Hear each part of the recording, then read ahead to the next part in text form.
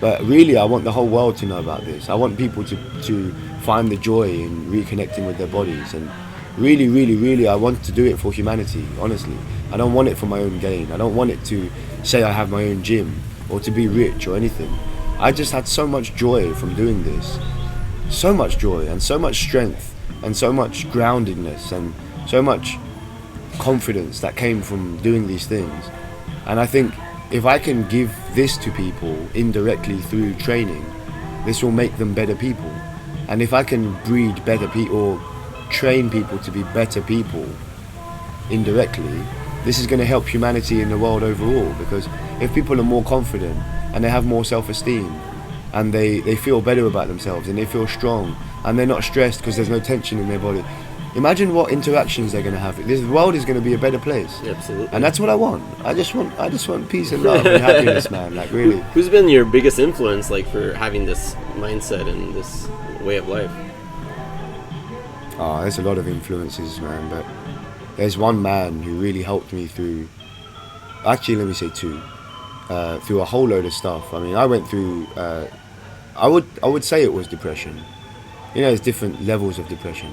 But I went through a really dark stage where I was just like really kind of sad, didn't know what I felt about life and what I was doing and all this kind of stuff. But I pulled myself out of it, you know, you do eventually. And two of the people that helped me with that were Alan Watts. Right?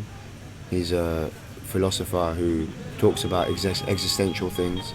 You know, who am I? What is this life? What is this body? And SADHGURU.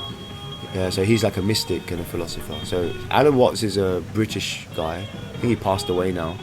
Loads of his content on YouTube.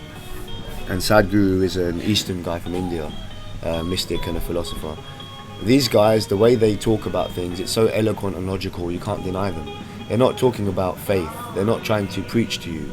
They just put it really simply. And I'll tell you one really short thing that SADHGURU said that was beautiful and I just loved it. He said,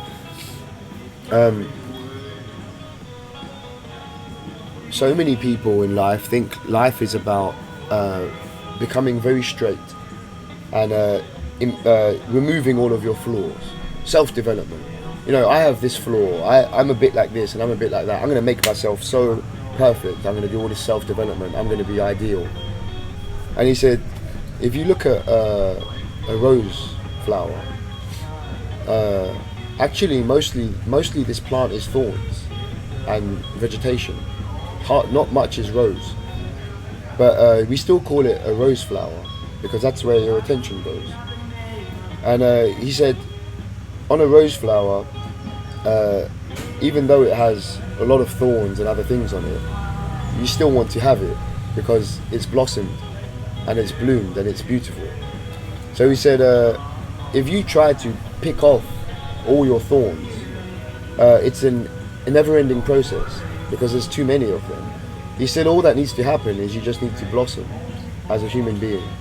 Because when you blossom, people will accept all the quirks and the things that you have, all the little quirkiness you have, because you blossomed as a person.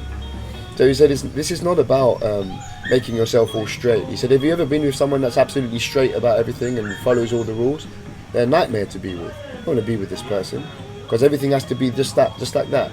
So he said, you need to learn to loosen the grip on life and just relax into your being and become joyful. And when you do this, you will blossom. And then he said, how to blossom? You can't pull a rose out of a rose bud. It has to blossom. He said, how do you do that? You have to nourish the roots.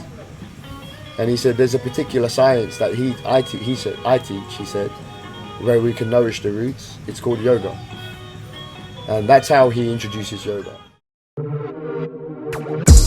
I am chopped and screwed, R.I.P. to Pimp C. You think I was from Texas, but I come from Tennessee. We party all night and we on the Hennessy.